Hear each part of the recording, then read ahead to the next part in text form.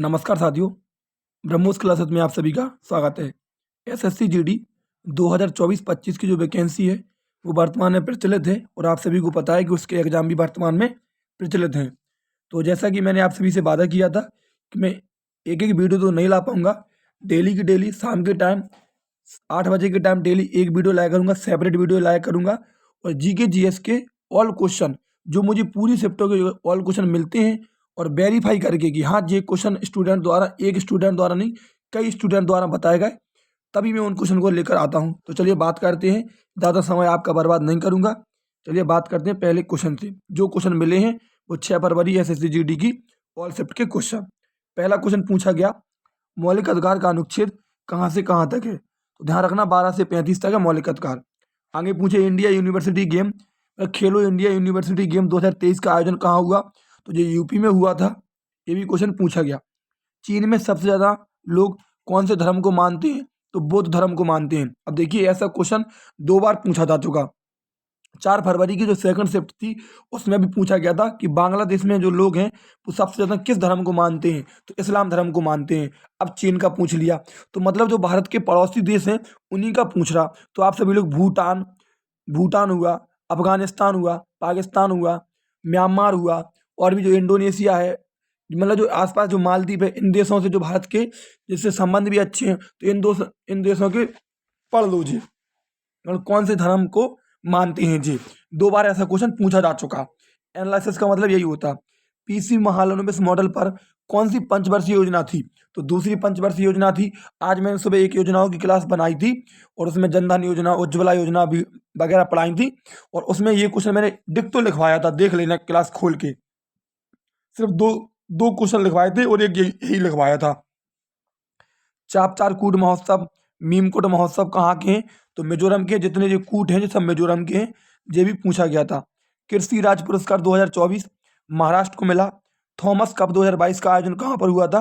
तो थाईलैंड में हुआ था। थॉमस कप 2022 का आयोजन थाईलैंड में हुआ था। चलिए आगे बात करें। फ्रंटियर गांधी के नाम से किसे जाना जाता? तो ध्यान रखना खान अब्दुल गफ्फार खान को जाना जाता और इन्हें बच्चा गांधी के नाम से भी जाना जाता।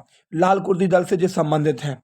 पी लालरेन पुई एन मिजोरम नाम है जी, पी लालरेन पुई एन मिजोरम राज्य के स्वास्थ्य मंत्री हैं। पूछा गया था कि पी लालरेन पुई एन किस राज्य के स्वास्थ्य मंत्री हैं? तो मिजोरम राज्य के हैं।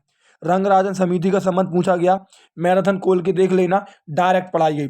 तुमसे पूछे रंगराजन समिति का संबंध किससे है? तो गरीबी मापन से है। रामनाथ बी राघवन मृदंग वाद्य यंत्र से संबंध है, मतलब पूछा गया कि रामनाथ बी राघवन किस वाद्य यंत्र से संबंधित है? तो मृदंग से हैं। आईसीसी वर्ल्ड कप 2023 में सबसे ज्यादा विकेट किसने लिए थे? तो मोहम्मद शमी ने लिए थे, एमडी शमी, ध्यान रखना किसने लिए थे। आईसीसी वर्ल्ड कप 2023 में सर्वाधिक विकेट किसने हासिल किए थे? वनडे वर्ल्ड कप की बात हो रही 2023 में, ठीक है, तो वो मोहम्मद शमी ने लिए थे। गिद्दा और भांगड़ा कहाँ के नृत्य हैं? तो पंजाब के नृत्य हैं, ठीक है। गिद्दा और भांगड़ा कहाँ के? तो पंजाब के हैं। दूसरी पंचवर्षीय योजना का प्राप्त लक्ष्य कितना था? क्वेश्चन देखो तुम कि दूसरी पंचवर्षीय योजना का प्राप्त लक्ष्य कितना था? तो 4.5% था, मतलब 4.5% था और 4.27% प्राप्त हुआ था। इतना लक्ष्य रखा गया था और 4.27% प्राप्त हुआ था। अगला क्वेश्चन पूछा गया, डीपीएसपी का वर्णन कहाँ पर मिलता? तो आर्टिकल 36 से 51 में मिलता है, आर्टिकल ही दिए थे। और राज्य का कार्यकारी प्रमुख कौन होता है? तो ध्यान रखना राज्य का कार्यकारी प्रमुख राज्यपाल होता है। राज्य का कार्यकारी प्रमुख कौन होता है? राज्यपाल होता है। दंत एनेमल जो कैल्शियम फॉस्फेट का बना होता है, तो दांतों का एनेमल होता है वो किसका बना होता है? तो यही पूछा गया था। तो कैल्शियम फॉस्फेट का बना होता है, ध्यान रखना, ठीक है। दंत एनेमल कैल्शियम फॉस्फेट का बना होता है। संगीत नाटक अकादमी की स्थापना पूछी गई, तो 1952 में हुई। संगीत नाटक अकादमी की स्थापना कब हुई? तो 1952 में हुई। ऋग्वेद काल में कहानियों को क्या कहा जाता था? तो सूक्त कहा जाता था।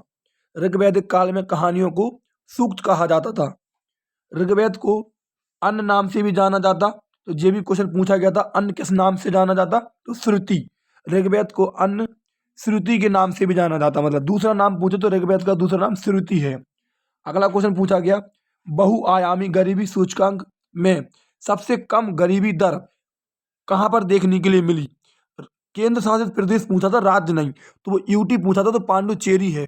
और 4 फरवरी की सेकंड शिफ्ट में यही राज्य पूछा था, तो वो उत्तर प्रदेश है। तो दोनों क्वेश्चन इंडेक्स से पूछ लिए, इंपोर्टेंट है इंडेक्स, तो पढ़ के बैठ जाओ बिल्कुल, ठीक है।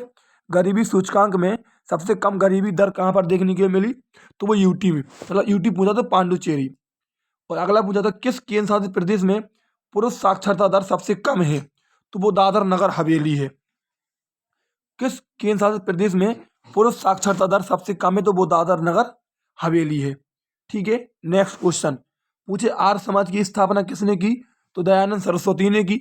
ये भी क्वेश्चन इंपोर्टेंट है, पूछा गया था। और आर्य समाज की स्थापना दयानंद सरस्वती ने की। वेदों की ओर लौटो, तो दयानंद सरस्वती का नारा है।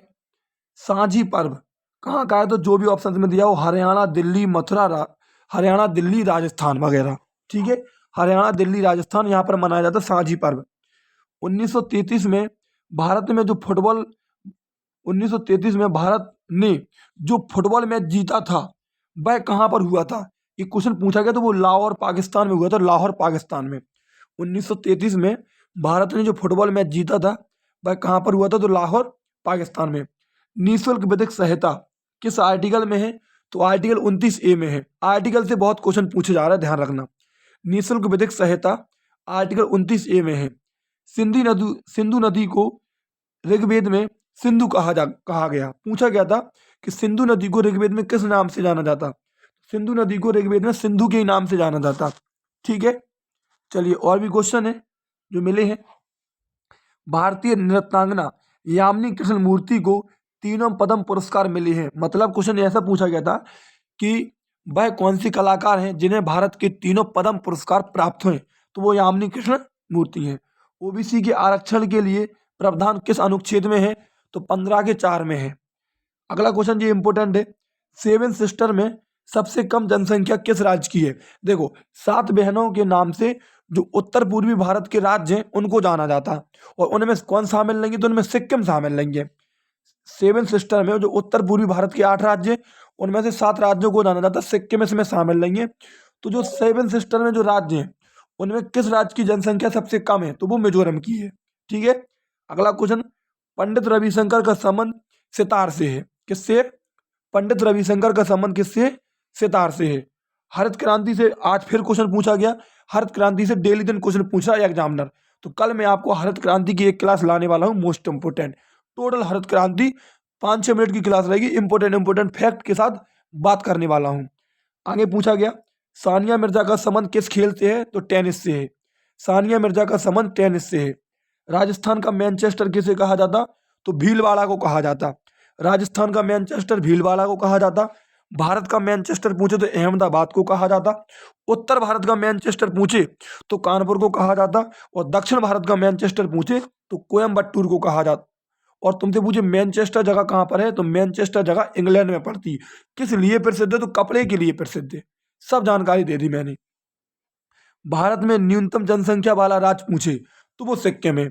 भारत में न्यूनतम जनसंख्या वाला राज्य पूछे तो वो सिक्किम है। देखो जब तुम्हें कह रहा था कि 7 सिस्टर में सिक्किम शामिल नहीं है, अगर 7 सिस्टर में सिक्किम शामिल होता तो इस क्वेश्चन का आंसर सिक्किम होता, समझ रहे। तो 7 सिस्टर में सिक्किम शामिल नहीं है, तो 7 सिस्टर में सबसे कम जनसंख्या मिजोरम की है, और वैसे सबसे कम पूछे तो वो सिक्किम की है, और सबसे ज्यादा जनसंख्या तो आपको पता ही है कि आपने उत्तर प्रदेश की है, समझ रहे। तो ये आज के क्वेश्चन थे। अब देखो मैं कल आपके लिए एक संविधान की क्लास लाने वाला हूँ, मोस्ट इंपोर्टेंट क्वेश्चन की बेहतरीन क्लास लाने वाला हूँ, संविधान की वेरी वेरी इंपोर्टेंट क्लास लाने वाला हूँ संविधान की। और एक क्लास लाने वाला हूँ 5 से 6 मिनट की हरित क्रांति की। हरित क्रांति की पूरे फैक्ट पर बात करूंगा, ध्यान रखना। सुबह आपको दोनों 8 बजे जो दोनों क्लासें मिल जाएंगी अपने चैनल पर, ठीक है। आज का लिए इतने क्वेश्चन मिले, लगभग सभी कुछ सब के क्वेश्चन थे जो कि मैंने कवर करा दिए।